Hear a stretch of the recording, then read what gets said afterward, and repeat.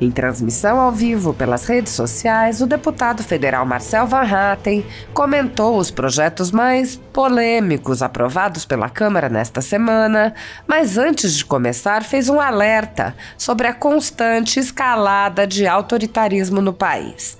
O deputado disse: "Quero lamentar profundamente essa escalada autoritária que não para no nosso país. Alexandre de Moraes tomou nesses 2 últimos dias mais decisões que atentam contra as prerrogativas dos parlamentares e contra as liberdades dos cidadãos." O deputado mencionou a censura do influenciador Monark, apontando que ele teve sua vida liquidada nas redes sociais. A decisão do ministro Alexandre de Moraes retira do influenciador seus meios de sustento e o censura permanentemente. O deputado mencionou também a busca e apreensão ordenada contra um senador no pleno exercício do mandato e questionou se isso será suficiente para acordar o Senado de sua letargia. Van Hatten disse: "E hoje busca e apreensão no imóvel funcional e no gabinete de Marcos Duval, senador da República. Quero ver o que o Senado vai fazer contra mais esse absurdo de Alexandre de Moraes, pois foi ele quem determinou." O Senado, diretamente envolvido com um senador tendo busca e apreensão, imagino que deva reagir, porque não é possível continuar inerte como hoje está o Senado da República. O deputado explicou o projeto de lei que cria ainda mais privilégios para políticos e explicou que a oposição conseguiu ao menos retirar do projeto a criação de um crime para prender cidadãos que critiquem políticos, assim como a obrigatoriedade de empresas darem empregos para os políticos fracassados. O deputado comentou também a medida provisória que visava recriar o Mais Médicos nos moldes dos governos petistas anteriores e apontou que, mais uma vez, a oposição conseguiu, ao menos na Câmara, evitar alguns retrocessos.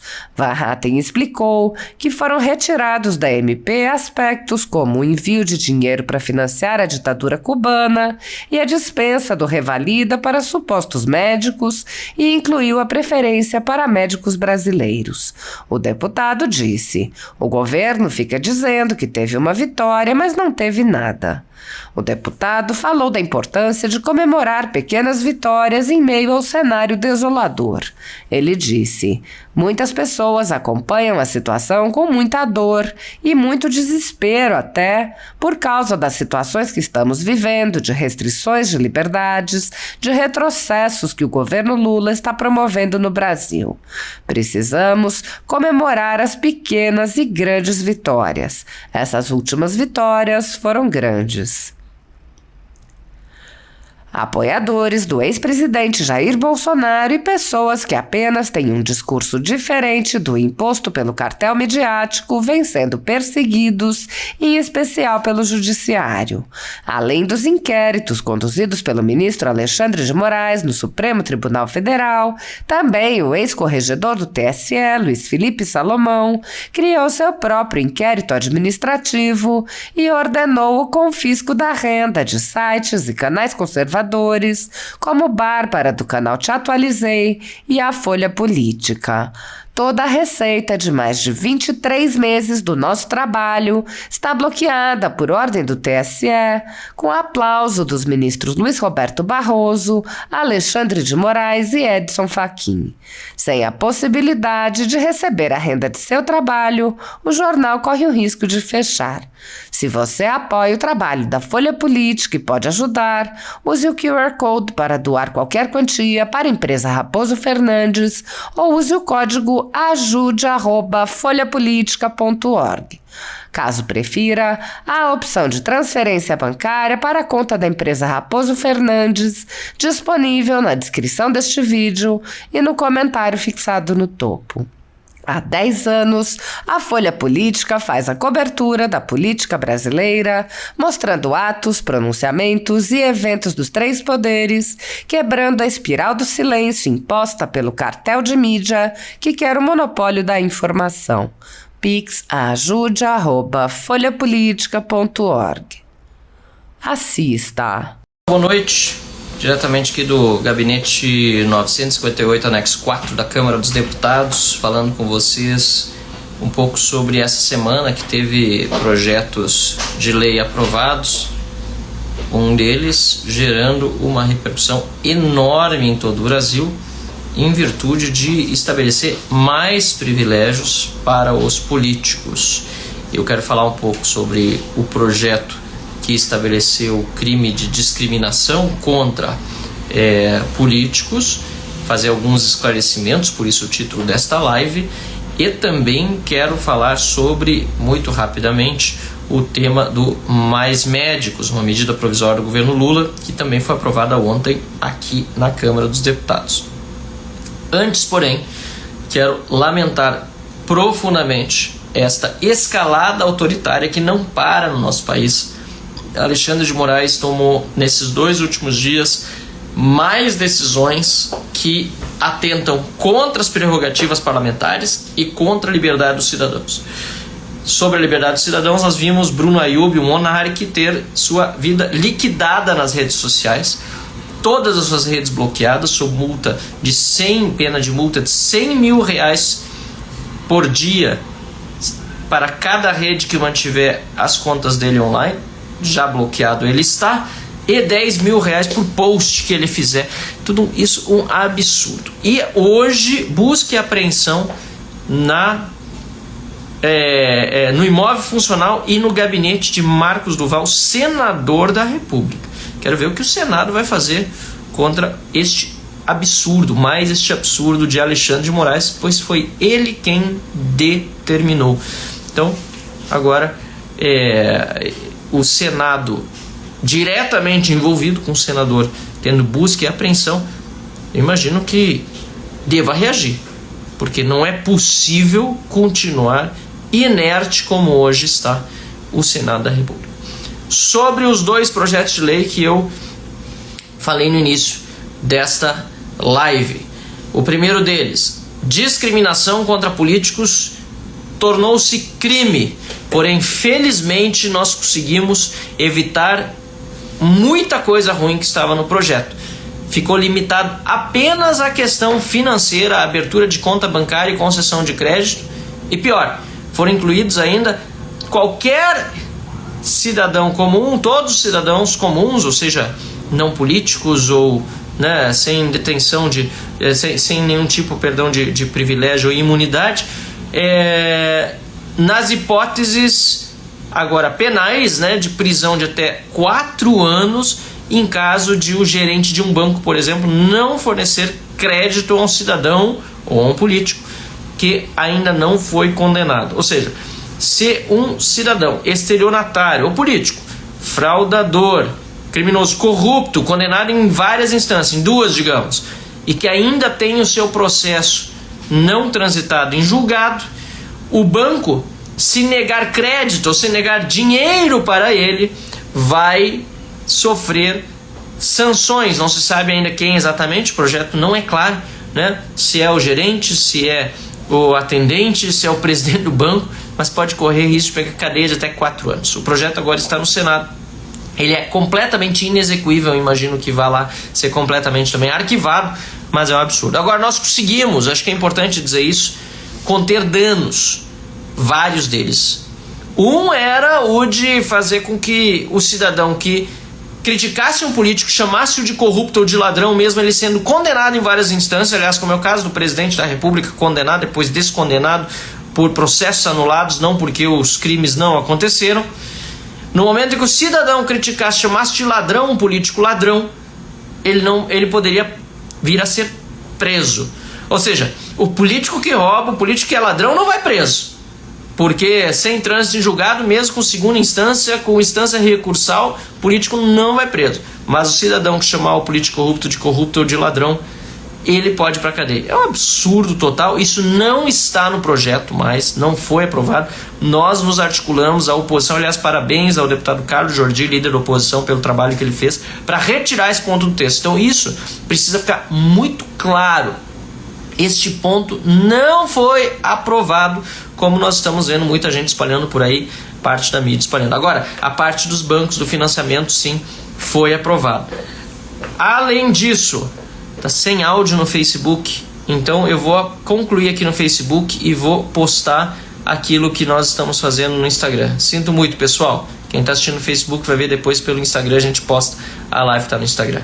Vou concluir aqui, porque sem áudio não adianta. O pessoal reclamando no Facebook, alguma coisa aconteceu aqui no meu celular, já estou excluindo o post no Facebook. Pessoal, voltando então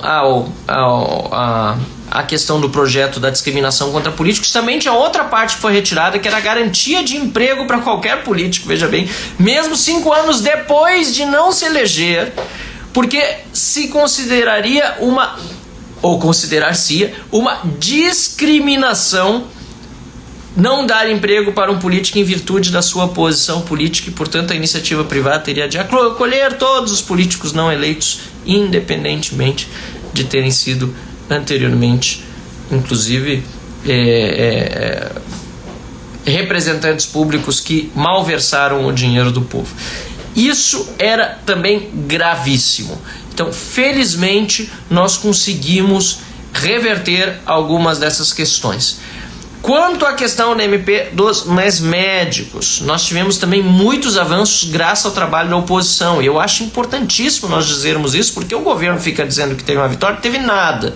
Na verdade, a MP dos mais médicos ficou muito semelhante àquilo que era o programa Médicos pelo Brasil do governo Bolsonaro, que também votei a favor lá atrás. E nós conseguimos retirar da MP dos mais médicos, primeiro, dinheiro para Cuba, impossibilidade, portanto, de mandar dinheiro para Cuba por meio da MP dos mais médicos. O Revalida, que queriam que não fosse necessário para quem passasse pelo mais médicos, também volta a ser necessário, ou seja, durante o período de mais médicos é possível contratar outros profissionais, mas não depois manter essa diferenciação, né, de médicos sem revalida poderem continuar atuando. E por fim, algo muito importante, todos esses 3 pontos foram que permitiram votar a favor do projeto, apesar, né, das diferenças com o Médicos pelo Brasil anterior, mas muito melhor do que o projeto original. Nós tivemos o compromisso de votarmos então favoravelmente ao projeto para ter esses avanços, perdão. O terceiro ponto muito importante foi também que a preferência é pelos médicos brasileiros que têm toda a formação, ou aqueles que têm o revalida.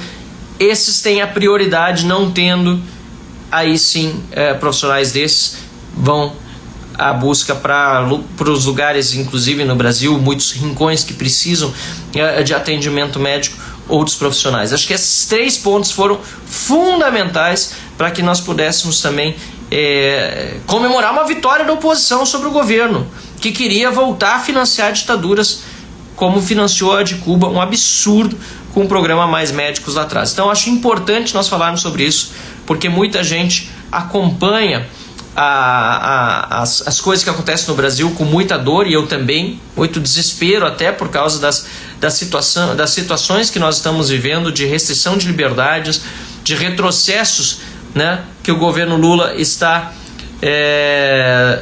gerando no Brasil, e nós precisamos, portanto, comemorar todas as pequenas e grandes vitórias. Essas últimas vitórias foram grandiosas, porque, repito, estou aqui a doutora Cláudia, né, que está colocando aqui, disse: sou médica e acho que agiram corretamente. Obrigado, doutora. É exatamente isso. A gente fez o que pôde para evitar os retrocessos, votamos a favor do resultado final, que foi muito, mas muito superior àquilo que o governo tinha proposto, até porque o voto favorável, né, a nossa bancada, liderada pela deputada Adriana Ventura, foi condicionante para que nós pudéssemos melhorar em muito o projeto, e isso acabou acontecendo.